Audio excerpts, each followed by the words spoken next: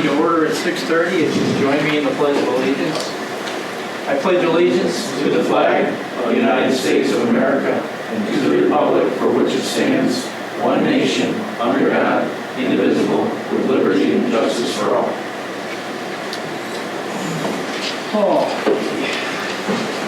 It's good to see everybody, and I apologize for the last meeting when I was a little under the weather. But I appreciate everybody's sentiments regarding that. So, item 2, organizational meeting. I don't know what that is. I don't either. That's Shouldn't be there. Shouldn't be. no, shouldn't. That's my thought too. All right, we'll move ahead to item 3. Item 3 is a presentation from Watchdog, and we have Fred Langworthy's here for us from Watchdog, and he's going to give us an update on where we are concerning the building project. Good evening. I just want to clarify a few things in the report. I don't know, do they have copies of the report? Yeah. Take that. It's in their We package. were It's in the having package, okay. some visitors. so- But as it starts off, it says with spring we're ramping up. Actually, today we had 10 contractors on site, so things are starting to open up and move along.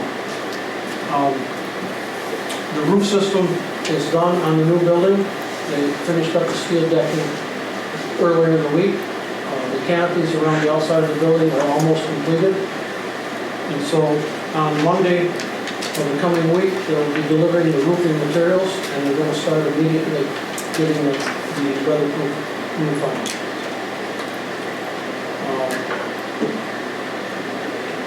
The utilities, the primary power source coming in from Salisbury Street is in process. They've laid the first conduits and were approved by National Grid this morning. And so tomorrow they'll be encased in concrete as per specifications, and then we can proceed from there. National Grid called me at 4 o'clock this afternoon and said that they had a cancellation of their natural gas crew, and so they'll be pushing the pipe for natural gas under Salisbury Street tomorrow morning. So things are moving ahead in that. It's been a process to get them around, but it seems to take hold. Masonry infill under work completed. The beam pockets are done. And so this afternoon they started setting the stone sills in the windows and door openings. That should probably be finished up by tomorrow night. And the inside work, excavation layout was done for plumbing today, and electricians will be in there starting Monday, doing the smaller low area, offices, training area, utility rooms. And so that will be good. In the main building, in this structure here, they've been putting in heating units in the classrooms. That work is completed. Valve control replacements is completed. All that we lack is a few of the controls which Core Climate has control over, so that Andy can do it with his computer, keep each individual classrooms at the proper temperatures and humidities. Cafeteria heating units are replaced in the elementary and the high school. The high school units, we've had a couple of hiccups, but that should be sorted out early next week. We had one with wrong voltage, and so we've had to change that motor out. Front doors at the high school, we had issues from phase 1. Those issues have been resolved with new door hardware. The phase 1 contractor has covered the cost of that and done the repair. We're in the process of reestablishing the athletic director's office. The carpet is down, the walls are painted, the ceiling is in. All that we lack is the connections for the HVAC units. Roofing contractor was here today and put the curbs on top of the new roof in the gym entrance, so that could be all tied in. He should be back in his office first part of next week. Projected work in the new facility. We'll continue with the underground utility work, plumbing, electrical. The secondary feed from the transformer, once the transformer is set, that'll be brought into the building, and the gas main will come in once they get the pipe pushed under the road tomorrow. On the 12th of this month, which would be next Monday, the roofing contractor will land all the materials for the roof for that structure. Concrete floor slab, we're going to start pouring floors in that building on the 3rd of May. Once the underground utilities, I'm hoping we can push that a little bit, but I want it done right, and so as long as they can meet that date, I think we'll be in good shape. And we'll continue with classroom upgrades in this building with AC units over the next few months. There is a refurbishing program for your big air handlers, and that's being handled by Trane themselves. I did talk with Paragon, who has the site work this afternoon, and we're pushing to get the gym entrance sidewalks replaced where they had to remove them for the new foundation, hoping to get all that back in place so that the entrance can be used efficiently in the next couple of weeks. That's pretty much where we stand. We are making progress. Any questions? So obviously, this is a long project. I mean, we knew that going in. We knew that this was going to take a couple of years, certainly to complete. We lost an entire summer last year because of the pandemic, which put us behind the 8 ball, which obviously hurt our aid and what we could do with our tax cap this year, and we understand that. We're all in the same situation statewide. But what I think one of the things that people need to understand is that we were set back because of the pandemic. So this summer is going to be a very difficult summer here in terms of access to the building.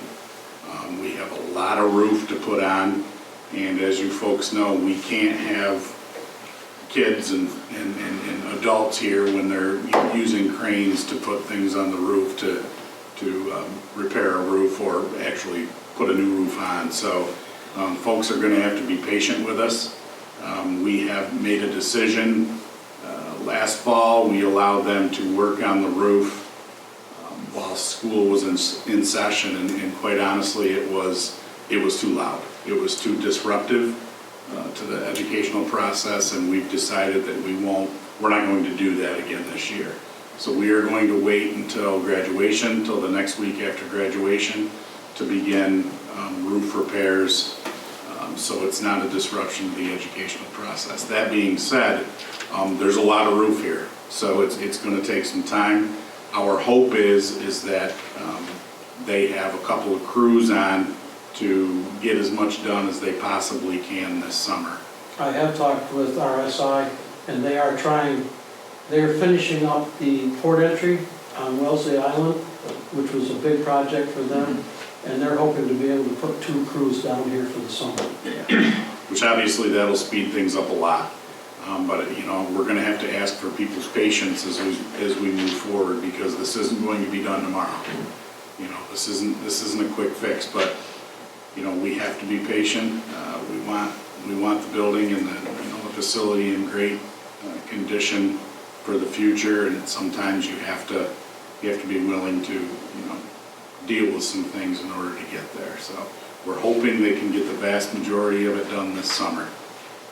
We are pushing very hard to have a turnover date, and this is very unofficial, but the turnover date for the new facility of August 17th. Now, that's a very aggressive schedule, and I don't have all the contractors on board with it yet, but that's what we're pushing for.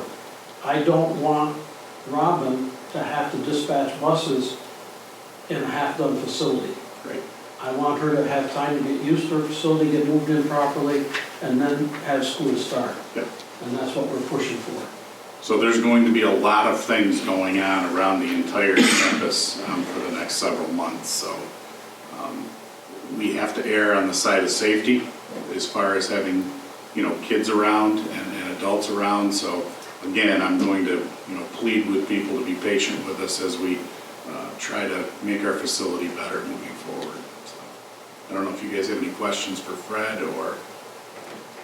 Fred, schedule on the fueling island, fueling facility, have we got a start date scheduled on that yet? Actually, they were on site today, laying conduits. They'll be back tomorrow. That was part of the conversation I had with Paragon, because their pile of spoils is right on the edge of their fuel containment area. And so some of that's got to be moved. And so I've had a confirmation that they'll be on site with a big machine first of the week to move that out of their way. But right now, it's getting the conduits underneath the parking lot area so we can get compaction back and get that finished. And we, above ground tanks, right? Yes. Yes.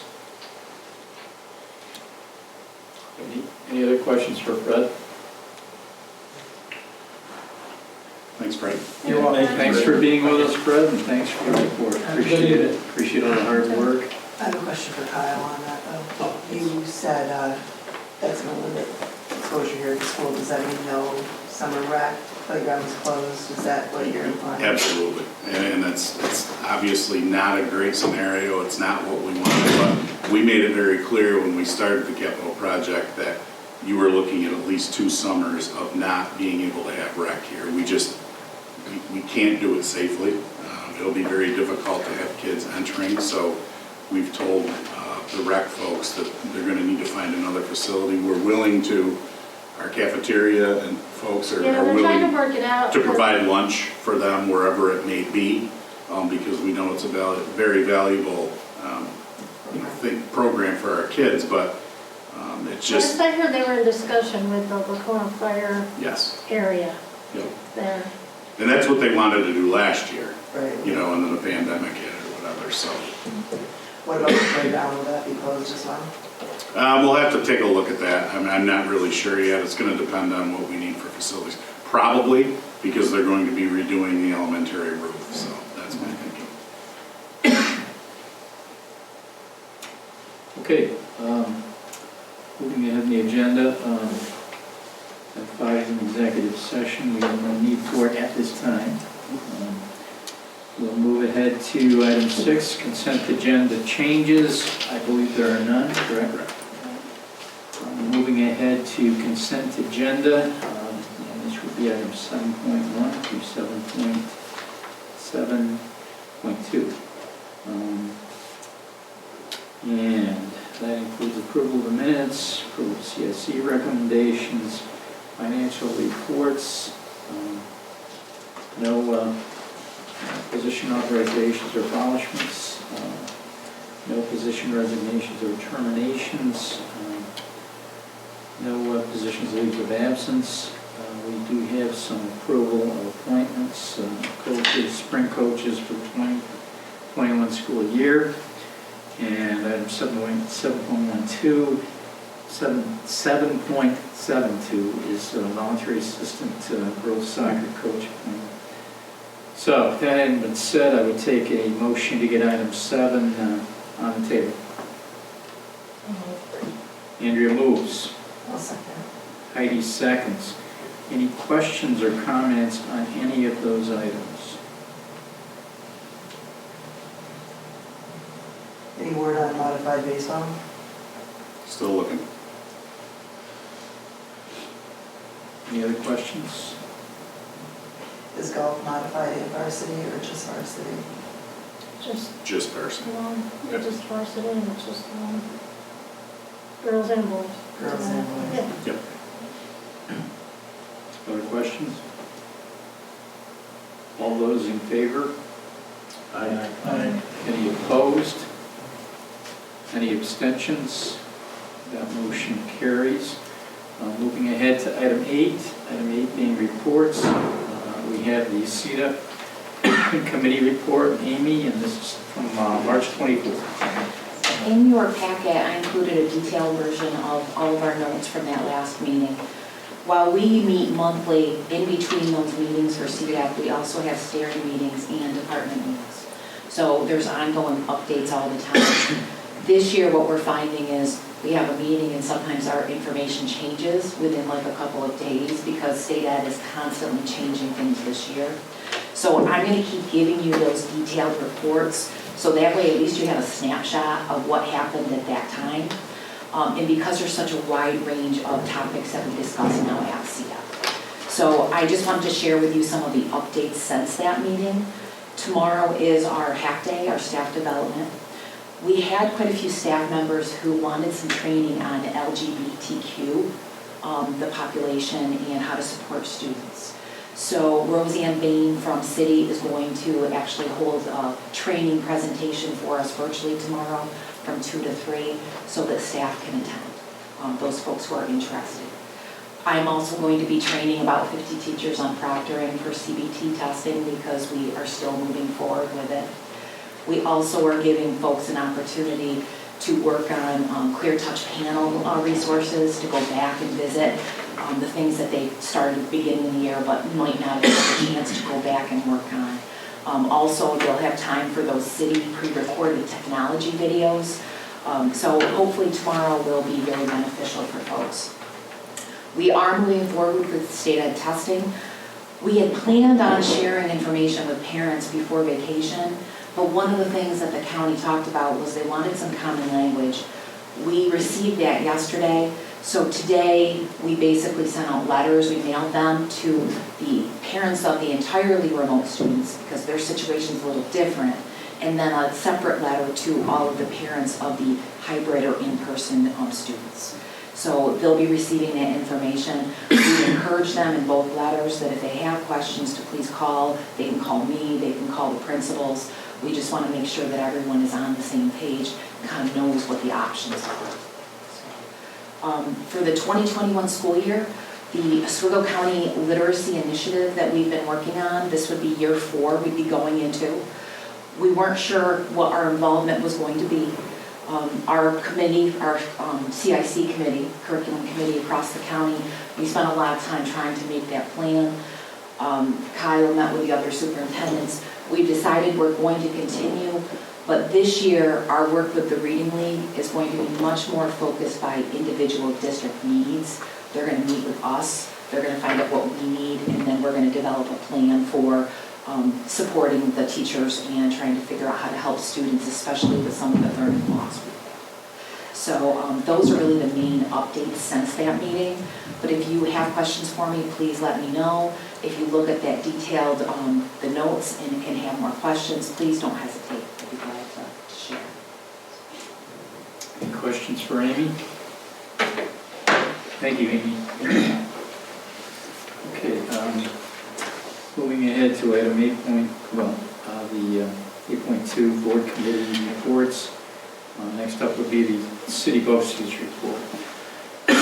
This report looks a little different this month because I was unable to be at the last city meeting, and this meeting was run by the Vice President Donna Blake, representing Hannibal School District in the city. So the information that you have in your packets is basically notes she passed along to me about what occurred at that meeting. And at that meeting, it was the first time in several months that we had been able to come together in person. We did have some department heads there who reported about things that had been going on within their departments over there, and they were anxious to tell us all that had gone on since we had not been able to be together. Roseanne Bain was talking about the City Posties has recently received approval to start a recovery high school. This is the only recovery high school in New York State. It's for students with substance abuse disorders, and they'll receive their education along with therapeutic care. The city has partnered with Farnham to make this possible. Farnham is currently treating 42 high school students with inpatient care. They are also treating 4 middle school students as inpatients. And they are treating 216 students with outpatient services. So it's definitely a problem and something that needed attention, and we're happy to be able to work with the state to get that designation. Exceptional Education currently has 175 students enrolled. Alternative Education has 86. 83 school districts now subscribe to the services of this department. Much of the subscriptions across the state outside of Oswego County, which creates that number of 83 districts, is because of our audiology services that we offer.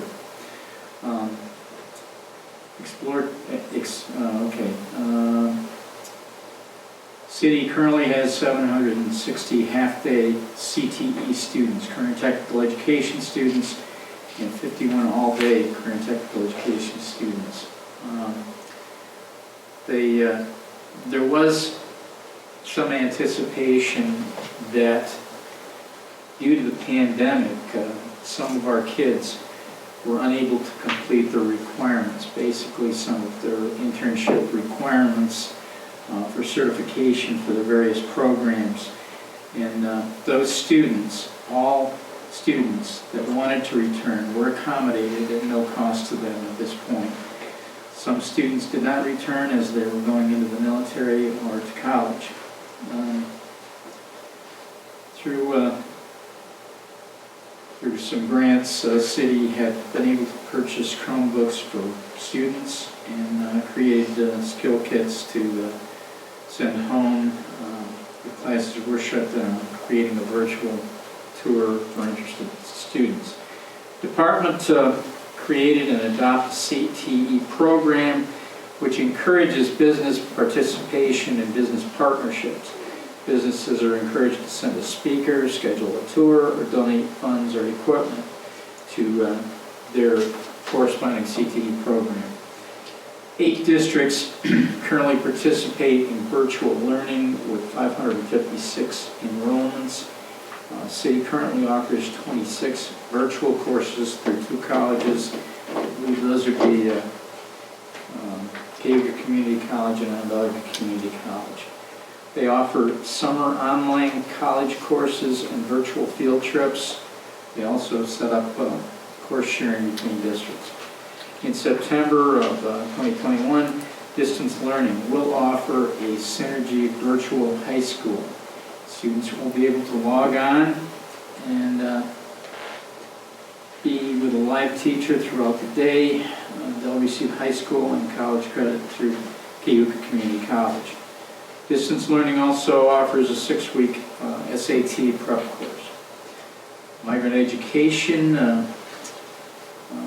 federal program for kids with seasonal agricultural workers, students. They serve students ages 3 through 21 in Oswego, Jefferson, and Lewis counties, and Lewis and Wayne counties. 8 regional programs. There are 7 full-time educators, 3 part-time, 4 summer school, and 6 staff are bilingual. Let's see. There's more information within this that I'm not going to go into. We'll move on to item 2, which is regarding the Oswego County School Boards Association. There have been no recent meetings of the Oswego County School Boards Association. This is just a reminder that nominations are being accepted through April 12th for School Board Member of the Year from Oswego County. Each district has the ability to nominate, the city has the ability to nominate, and then a candidate will be selected and they will be voted on in the event they are a School Board Member of the Year. Central New York School Boards Association plans to have their annual meeting as an in-person meeting May 26th in Skaneateles, and they will honor our outstanding board member from Oswego County as well as the 4 other Central New York School Boards Association. This is an excellent event to go to. Hopefully it'll come off. I mean, right now it's on the books, but we'll see. Item 3, attached, please find talking points for the March 20th Board of Directors meeting from Central New York School Boards Association. Those involve the fact that we recently had the board forums with our legislators, as did the other 4 school board organizations, and there was substantial attendance. And afterwards, a number of the senators and assemblymen did contact Dr. Rick Timms, who was with School Board Finance Consortium, for further information. And it sounds like, not that we're taking credit for it, but something good made its way to Albany at least, I hope. Central New York School Board Association Roundtable Series, February 25th, with Dr. Lester Young, newly elected Board of Regents Chancellor. I attended that. Dr. Young is an excellent educator, very knowledgeable, and I think he's going to be excellent as Chancellor of the Board of Regents.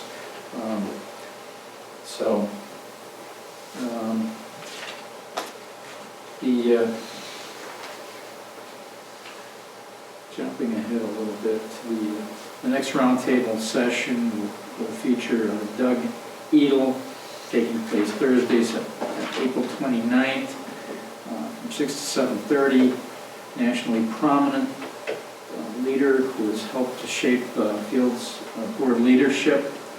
And this is an event that, again, you can tap into through Central New York. I don't know at this point if this is virtual or this is going to be in person. The annual meeting, again, is going to be May 26th, hopefully in person, hopefully at the lodge at Welch Allen. And Dr. Young, again, the Chancellor, the newly elected Chancellor of the Board of Regents, will be there to speak with us. The only other thing I want to remind everybody of is the city annual meeting coming up April 14th at 6 p.m. The city board will be in person. We're going to be there. We're going to conduct our April meeting, and then right after that we'll go into an annual meeting. This is an opportunity for everyone in the districts to hear about the Posties budget, which will the administrative portion of which we will be voting on April 27th, each of the districts. So this is a good opportunity to, if you have any questions, concerns, or anything else regarding the Posties budget, please attend that session. That's about all I have. I don't know if anyone has any questions regarding all that. It's a lot. Okay. Move ahead to principals' reports. Maybe you want to start? Sure. The elementary, as you know, we switched to a full day. We went to the 3 o'clock, we crossed the district, we've gone to 3 o'clock dismissal. That transition has been very smooth. The students are enjoying some success at the elementary. We also have grades 2 through 5 go to the cafeteria now for lunch. With the exception of tomorrow. Tomorrow's an early dismissal day, so we're going to serve lunch in the classrooms tomorrow. It's the best, most efficient way to get it done in the time that we have tomorrow morning. So they'll eat in the classroom tomorrow. It'll be kind of interesting to see how they feel about being back in the classroom for lunch tomorrow. So, but we know we can do it because we did it for so long anyways. We are planning a virtual concert with Jared Campbell. He put on a concert last spring during COVID for the elementary school, which was kind of nice. We've had him, I think this may be like the 4th year in a row that we've had him put on concerts. He's been here in person. He's done a couple, or this will be the second virtual one for us. We're kind of excited to have that. It'll take place May 13th, which is after the math test will be over with by then, so that's why we chose that date. As Amy mentioned, we have ELA testing coming up, not next week, but the week after. Only part 1 being given. We're not giving part 2. And we'll see how that goes. So we are taking part in the Water Safari in Shannon Forest Water Safari Reading Challenge. We had planned on doing this last year, and we're just starting to get everything ready to go out to the kids. And then COVID hit, and we didn't go ahead with that, and there was no Water Safari last year anyways. But they offered it again this year. Information went home to the kids. Basically, they keep track, they keep logs of their reading at home, and if they accumulate, I believe it's 6 hours of reading, turn their records in, they earn themselves a free ticket to Water Safari. So kids are kind of excited to be earning those and can't wait to get their tickets. And then the last thing I added, and there were some pictures earlier, but today 5th graders took part in the finals of the Multiplication Madness, going along with the theme of March Madness.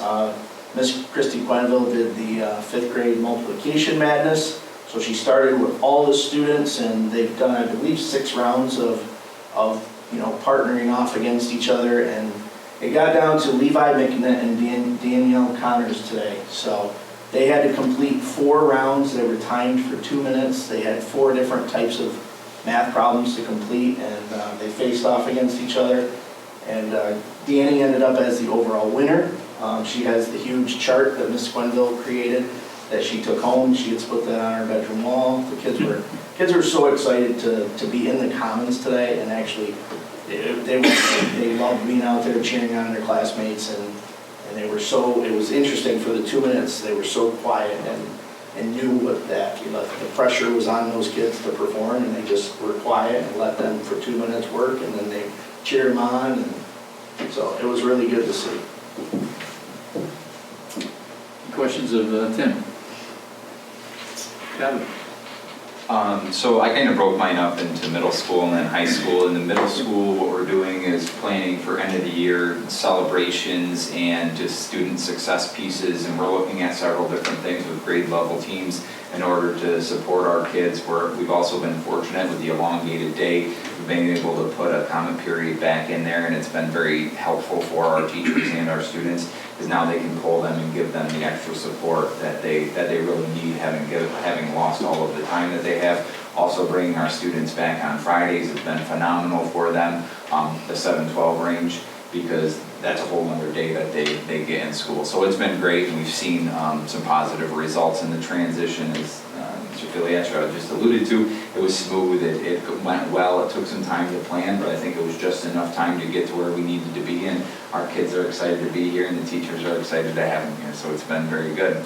Looking at athletics in the middle school, we are going to have some modified sports, so I know that the kids are excited about that. I know that I am. I saw the transition in our high school as soon as we got sports back, and our kids, and in the climate of the building, it just became more positive.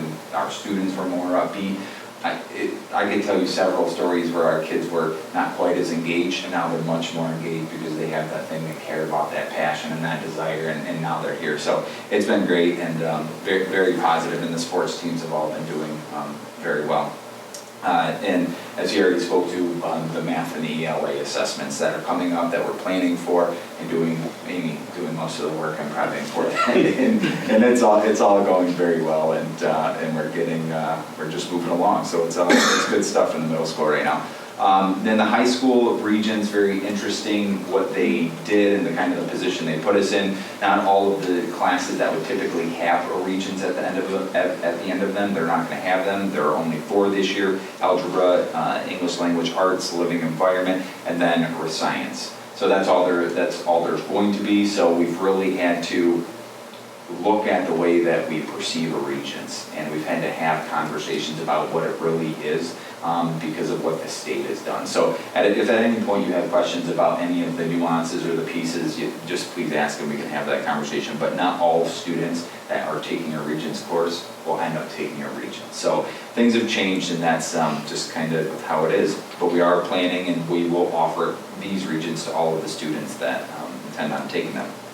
Extracurricular activities. We've got students playing soccer, cross country, cheerleading, football, all going well. So we're excited, and again, there's positivity. And the other piece that's really nice is we've got lots of athletes here, but we also have students that like to do some other things. So drama club and select choir we've started recently, and I had a conversation with one of the advisors to that today, and she said that we have a niche of students that aren't engaged in a lot of other things. So it's really positive. So we're really able to bring some other students in that aren't playing football, or they're not playing soccer, or some other sport. So good stuff there as well. And then the last thing I just want to talk about is the senior events. I know that During this entire pandemic and this situation, people have been curious, what are we doing for them? How are we supporting them? And we plan to do a lot of the things that we have in the past done for them. Senior picnic, an abbreviated senior trip, as well as the prom will also take place. And we've got dates and all of it set up, and we're planning, we're doing all of it safely and just trying to be conscientious of all the guidelines that are in place. So the kids are excited about it, they keep asking about it, and we just keep supporting them and trying to be as positive as possible as we move through the end of the year. So I've kept you up to date in terms of what we're trying to do for our seniors to make it as normal as we possibly can. So you're aware that Kevin and the advisors have worked with the kids to plan prom and things like that. A trip to Darien Lake. We're looking at graduation and what that might look like. So we're trying to get back to normal as much as we possibly can. And obviously that's going to take some time. It takes a ton of planning in terms of the prom. At this point anyway, with the way the regulations are, we're going to have to test our kids, as I told you. But we've worked with Connects Care to put that in motion as far as how that will happen. And they've been absolutely fantastic. So they're going to help us make that happen for our kids. So that's a real positive. So, I want to thank Kevin and the advisors and the kids for, working hard to make this type of thing happen for our kids, because it's been a pretty messed up year for everybody, to say the least. Any other questions? Excuse me, any questions for Kevin? Heck of a job, Kevin. Heck of a job, Tim, too. Appreciate all that you're doing. I'm trying to bring normal back here. Okay, next on the agenda, item 8.4 is the superintendent's report. So I appreciated Fred Langworthy being here from Watchdog. He's here every day, working tirelessly to make sure that this project is on schedule, and it's a lot to coordinate. He's doing a fantastic job, so we're very pleased to have him on board with us from Watchdog. I'd also like to publicly thank Andy Ridgway for the job that he is doing. The guy works tirelessly. He's here early in the morning and stays late at night, and he is always here for the district and for our kids, and he is working very closely with Fred to keep us on task, to keep this project on task. He's in constant communication with everybody to make sure things are being done the way they need to be done for the district. So he's doing a great job, and I can't thank him enough. Clearly, this has been a very tough year for our teachers and our staff, dealing with all of the changes, learning on the fly. Learning to teach remotely, things that they've never had to do before, things that they were never trained on. So I just would like to also thank them for hanging in there with us and working as hard as they have and willing to try new things. We made some changes over the last few weeks as far as going from 1:30 and extending to the regular day at 3 o'clock. And also alternating Fridays, and that was a big change after several months of being ingrained in what we were doing. And I know it was painful, and I know it took a lot of work and a lot of communication with us. We've stepped up, and if you watch the news at all, every school is trying to do what we're doing. We're trying to get our kids more in-person instruction. So it's been painful, but I think we're doing everything we can possibly do for our kids, and ultimately that's what it comes down to. So Shelley and I have been emailing you over the last couple of days as far as the budget, and she's going to go into detail in a couple of minutes. But obviously, when we got the state budget results the other night at 8:45, I looked at them and I said, wow. And I immediately contacted Shelley and said, am I reading this the right way? Like, I was absolutely shocked, pleasantly shocked that the state came through the way they did for public schools. We knew we were going to get more money than what we saw back when the governor's runs originally came out. We did not expect this. So it was absolutely fantastic news for us, the best news we've had in public education in a year, over a year.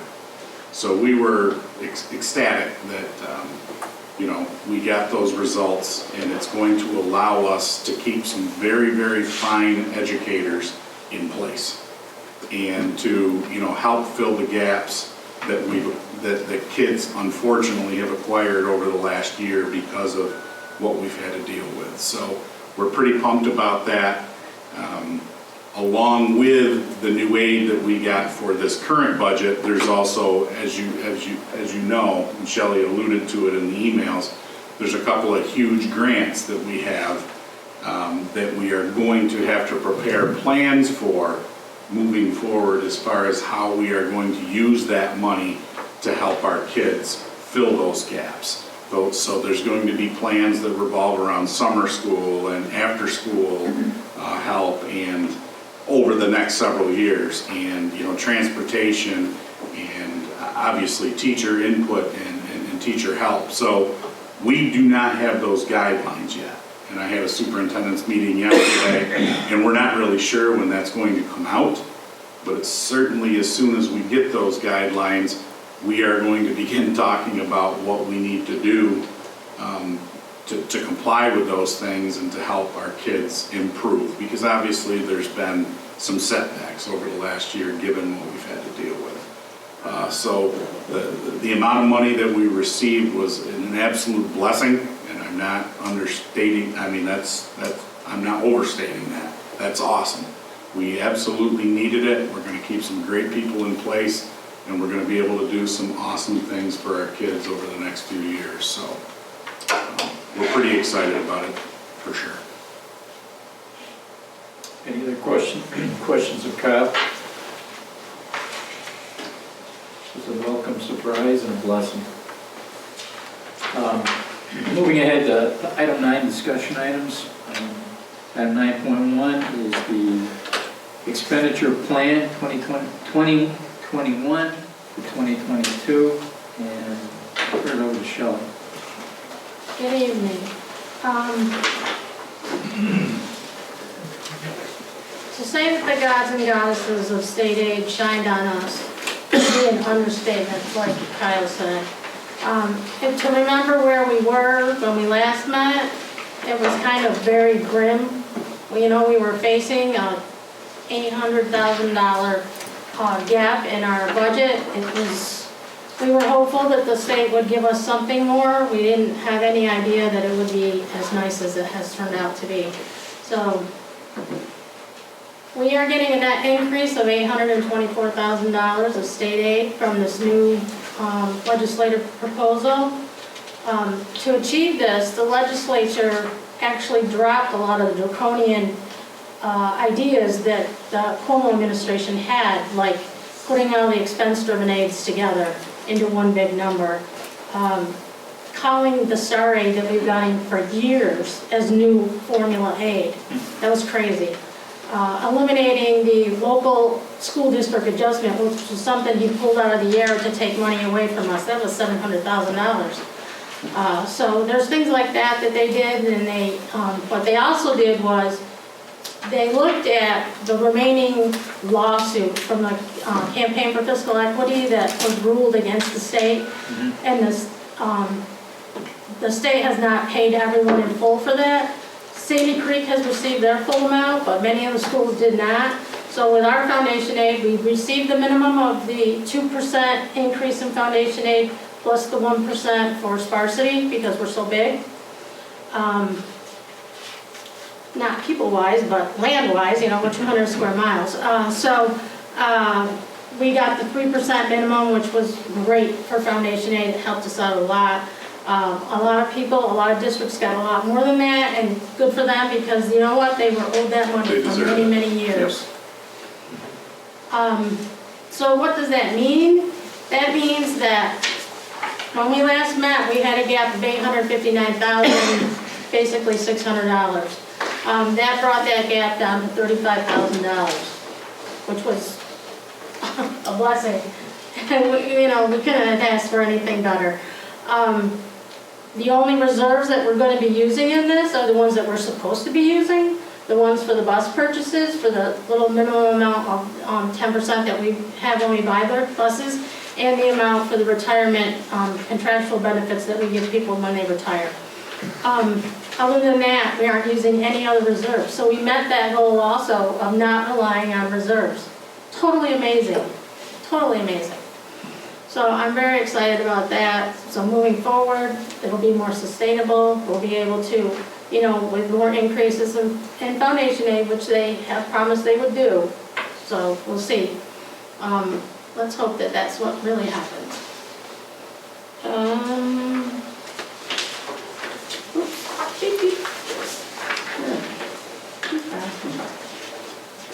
Okay, so closing the gap. Kyle and I discussed this, and I know that I asked you all also that we thought that it would be a good idea just to take the $35,000 gap that we do have out of fund balance, because if you remember when we had the audit, Lenny said that we were over the 4% state recommended fund balance level. Well, 4% on a district budget of $224 million is not a lot of money. You know, that can go very quickly. You have a couple of children that move in that have high needs, gone. So that's really not acceptable, and many schools at the end of the pandemic said, we're not sticking with the 4%. I think probably most of you saw my email here just before the meeting started, and you know, I had a superintendent's meeting yesterday, and there is absolutely no way I would give any advice other than we need to build our fund balance, because we do not know what is ahead of us. This district does not know what is ahead of us. And if they want to slap us on the wrist for having more than 4%, slap away, because that's the smart thing to do for the district and for our kids, because for all we know, there's another pandemic down the road in a year or two. So the intelligent thing to do, and you know, save it for a rainy day type thing. Well, we just went through a rainy day, and we thought we were in a whole bunch of trouble, and we had very little fund balance. So I don't know of any district that is not going to do the exact same thing that Shelley and I are saying we need to do. We need to be very cautious with our fund balance, and the 4%, as far as I'm concerned, is ridiculous. And it's not good planning to limit yourself to a 4% fund balance. So we would certainly recommend that we build it up more than that. And as you know, through your municipal communications, there's been a lot of legislation out there to increase that 4%, but that wasn't met.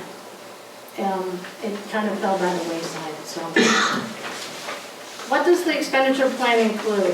What the expenditure plan includes is position retirements without replacement. Okay? It includes one school psychologist, one district office senior account clerk, one library aide, one middle school principal, one grounds worker, one mechanics helper, a speech pathologist, an elementary teacher, 2 special ed teachers, and 1 music teacher. Many of those have been gone since June or since the beginning of the fall. And the district has been going about its business, be able to fill the gaps. Some of those are going to be fresh. A few of them are going to be a fresh retirement, but we firmly believe that we can manage it. We firmly believe we can do it, so that's what's in there. What's also in there is retirements, but with replacements for the elementary office senior typist, Liz McKenzie, and one of the special education aides that will have to be replaced based on student needs also. So we've got that in there. The only other extraordinary item that's in that budget expense plan would be it's time again for our building condition survey, which we have to do every 5 years. It's mandated by the state. The architects fill it out for us. Should be pretty good because we're pretty up to date on all of our things, so it really should have a good answer to it. So that's what the expenditure plan includes. What does the revenue plan side, how does that look? Well, as we talked about last time, our property tax cap, we're limited to a 1.22% decrease in the tax levy. That had to do, like Kyle said earlier, with the timing of the project. It kind of fell apart. The borrowing didn't line up with what was done, so we ended up having to reduce the overall revenue tax levy by like $86,000, I think it was. That amounts to approximately 18 cents per thousand on your taxable. So if you have a $100,000 home, that's like $18. So your taxes will go down, depending on your assessments and on the equalization rate. So for the district as a whole, that's what it should be. So, which is, unfortunate that it happened at the same time we had the gap that made our gap worse, and oh my Lord, it was not a good thing, but it's all worked out so far. Additionally, I want to say it again, that no reserves are used to balance the budget. Just the ones that we have planned to use like they were supposed to be used. That's a huge achievement for this district. Because I've been saying for 6 years, remember? Everybody, we're relying on reserve, we're running out of reserve, we're not going to make it. So, I'm so happy about that. That's the happiest thing I'm happiest about. So, all right. So, what else did the legislative budget proposal include? Kyle's alluded to what it included with the federal stimulus money. There's $733,000 in the Coronavirus Response Relief Plan, or CRSA, is what they call it. And there's $2.7 million in American Rescue Plan for the Sandy Creek District. That's $3.5 million. Well, what people need to understand is we don't know exactly how we can use this money yet. So that's why we're waiting, so impatiently, if you will, for the guidelines. Exactly. Because we need to start planning exactly what we can and can't do in terms of, using that money. There is a thought process out there that this is for 3 years right now, that they will extend it to a 4th year, but we don't know that. So clearly that is an awful lot of money for Sandy Creek, but it sounds better than it might be because we don't know how we can spend it yet. It's not like we can necessarily throw it into the next budget year.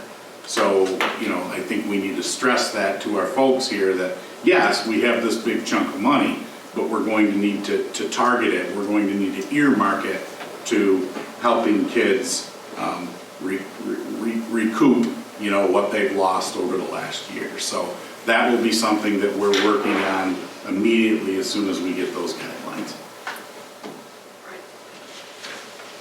So, which follows into the plan of, we had talked at the March board meeting about the enrollments and how the class sizes, and how if we went down to 3 sections per grade level in the elementary, that, that would help us in our budget problem. But now with that stimulus money, we're going to need all hands on deck. So what we're thinking is that we're going to keep all those folks employed. They're great teachers. We want to keep them employed. And what we might do is we may choose to reduce the size of the classes and assign a classroom teacher to something else. Like, for example, in the elementary, we might use an existing classroom teacher as a math specialist to help us pick up on the learning loss that we had during the pandemic. Right. Things like that we can start targeting with, and then...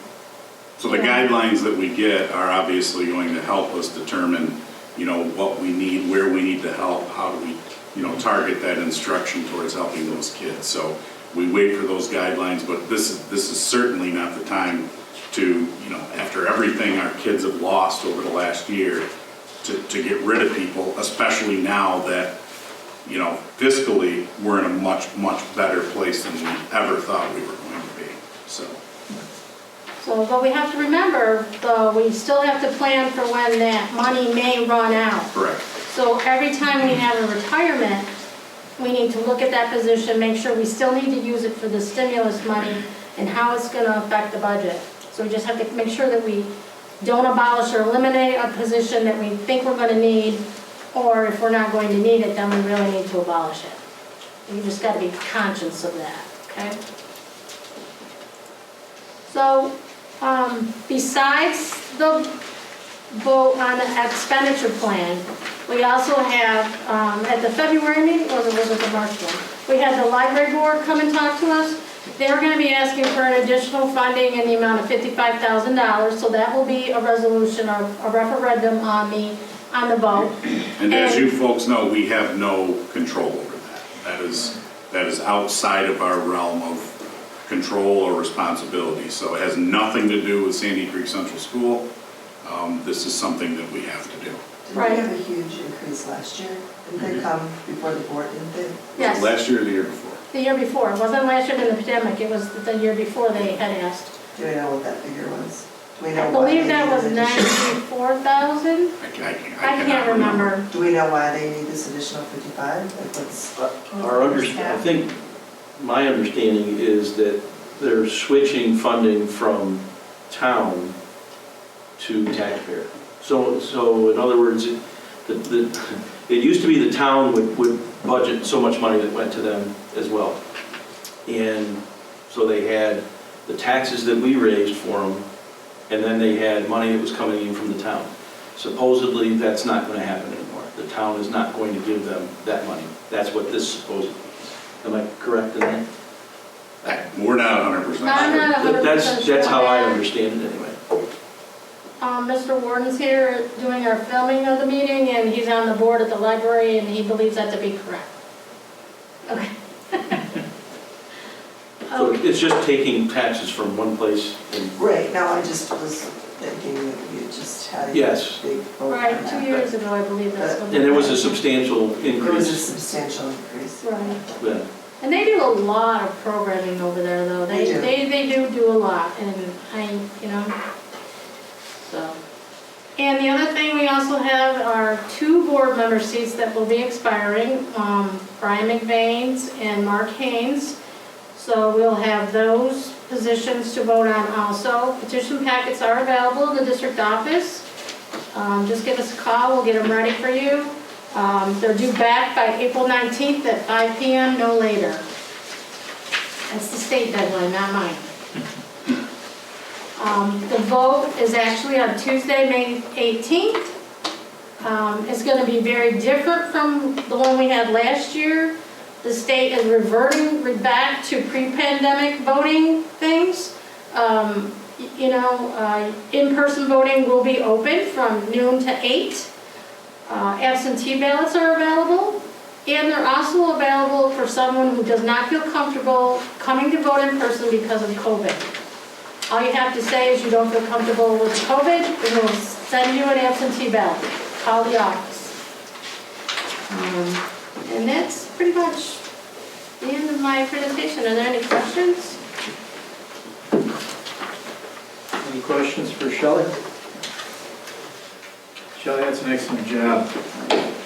You get a way of May I ask this a, down here. may I ask a question? Yeah.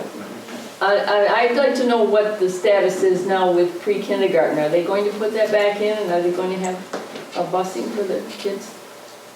At this point in the budget, we will have pre-K for next year. We do not have busing at this point. Is that a possibility now that we have more funding? It's something we will take a look at, certainly, but there's obviously a lot of things to consider in terms of, young students riding with older students. Also, the number of buses and the number of drivers that we have also limit us a great deal. So there's a lot to take a look at. You wouldn't have, they didn't ride with the older kids previously. Is Correct. this something you're looking at maybe doing? The issue with Pat is that the grant does not cover the cost of transportation any longer. The grant actually barely covers the staffing of the regular program. You don't get aid for pre-K transportation, and So that's right out of pocket. Any kind of extra transportation that we do for pre-K, we get no aid on that. I don't understand all that financial part, but I guess I was thinking because you were saying we're getting so much more money from the state that it might be. Well, we are, but we're. Pre-K doesn't count in that. Pre-K You doesn't. can't even use pre-K in that? Oh, No, that's the problem. boy. And other districts surrounding us, they transport their children, they're double bus. So they have a bus run for elementary students and then they have a bus run for their older children. And they pick up their kids and they're on their runs or drop them off in the afternoon. But if you have your child in the morning and the bus picks them up, then you need to go and pick them up when their half day is over. Or vice versa, you bring them in for the afternoon and the bus takes them home after that. But we don't have that luxury. We have everybody on one bus. We don't have a lot of drivers, we don't have a lot of buses, and right now we have kids on waiting lists to get here because of the COVID transportation issues. And until they get rid of those restrictions as far as, you know, how many kids can ride on a bus and who can sit together, it really limits us as far as the number of kids that we can get here. And we made it known up front, Pat, when we did pre-K registration, that we made sure parents understood there was no transportation. And, you know, there were a couple that asked some questions about it, but most of them are willing to figure it out and to get their child here. Are you getting a lot of turnout for it? Yeah, actually, our program will be full and we'll have a couple on the waiting list at I this think point. that's great. I think it was a bad thing to have lost it for those kids that year. Yeah. No doubt, no doubt. Yeah. Okay, any other questions for Shelley on the budget piece? And again, Shelley, great job on putting this all together and making it understandable to these guys, to the board, and certainly to me. Thank you. They say you lose a little bit of stuff when you have COVID, and I think I did. So I appreciate you bringing it on to my level. One thing that did get by me was the board, the budget hearing. Yes. So we need to change the board meeting to May 6th from the, what was it, the 13th? 13th. Unfortunately, I don't know where my head was. I must have had COVID too or something. I don't know. It's actually on here as 9.2, so Okay, you were good. coming up to that. Okay, good. So you're ahead of the game. All right. So we would do the hearing at 6. Yep. Like we normally do, and then the Yep. regular meeting is 6:30. And that's what day? May May 6th. The Thursday before. And Shelley, that's based on the fact that It has to be within Has so to be, many days right, of the right. vote. Right. And I guess it's because, you know why? Because in July, when we set the board meeting, we had no idea what the vote was gonna look like Right. in May. Okay. So we have the board meeting set for the 6th at 6 and 6:30. Hearing at 6, meeting at 6:30. All right. Very good. And the next item, any other items to come before for discussion this evening? I don't believe there are any communications. We have none. Moving ahead to action items. And the first item, item 11.1, is approval of the master list of substitutes for instructional staff and support. And I'll take a motion to get that on the table. John, I would move to do all of these. Can we do the seeker? Yes, you Yes. can. Okay, all You right. can. 11.1 through 11:10. Okay. Certainly, I would be in agreement with that if that's not a problem. I was just dancing around that seeker agreement. So, take a motion for item 11.1 through 11.10, you said, Brian? Yes. Brian moves, I'll second. Michelle seconds. Have a motion and a second, item 11.1 through 11.10. Any questions or comments on any of those items? All those in favor? Just so that we're clear, that is including the instructional expenditure plan for the 21-22 school year. So that we are agreeing that that's what we're going to go out with. I just want to make sure everybody was clear on that. Yep. And the seeker was for the Or the $100,000 project, you know, that we do every year. Right. It was for that one. So so we'll have to pass another one in a few months for the next project. And the BOCES rec project that we do every year, how we move all, these become obsolete, and how we retain that, so. Have a motion on that item? I don't believe we have a second. We didn't get a second, Michelle Michelle. seconded. Yeah. Okay, any other questions regarding any of those items? All those in favor? Okay. Any opposed? Any abstentions? That motion carries. Do not believe we have need for an executive session at this point. So we will move ahead. The next board meeting that we have in front of us is going to be a special meeting, and it will be Tuesday, April 27th. Typically, we do this like at 7 in the morning. It's like literally a 3-4 minute meeting. We just have to vote on the BOCES administrative budget. So So even if just 4 of you want to show we up, only need 4 people to make That's at it 8 happen. o'clock, right? you said 7, 8, Oh, 7? 10. Last couple of years, we've whatever done, you we can want. do it whenever you guys want to do it. You're not up at 7. I mean, I could make it closer to the kid drop-off time. I'm gonna do it at like 8:30. We could do it close to the drop-off. Yeah. I do it at 8:30. 8:30? 8:30 okay with everybody? 8:05, 8:10? You up by then, Mark? Yeah, I think that's. Yeah, I'm up. 8:10, that work for everybody? Yes. Perfect. Perfect. Need 4? You only need 4 Only need people. 4. So, okay. Perfect, thank you.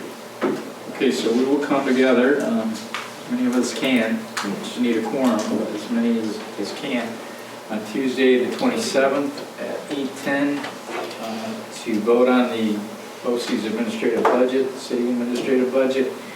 And there are also 3 candidates, and they're all incumbents.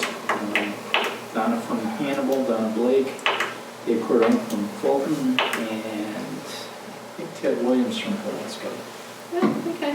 So those are currently holding down seats, and they have been nominated by their districts, so they'll be on the slate. At 13.2, the next regular meeting will now be May 6th, following the hearing.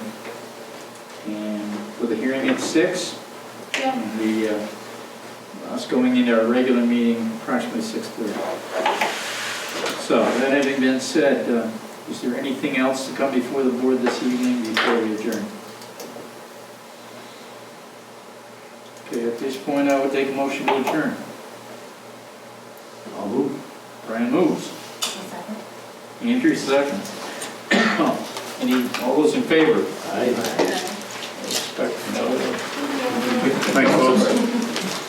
All right, thank you, everybody. It's a good meeting, good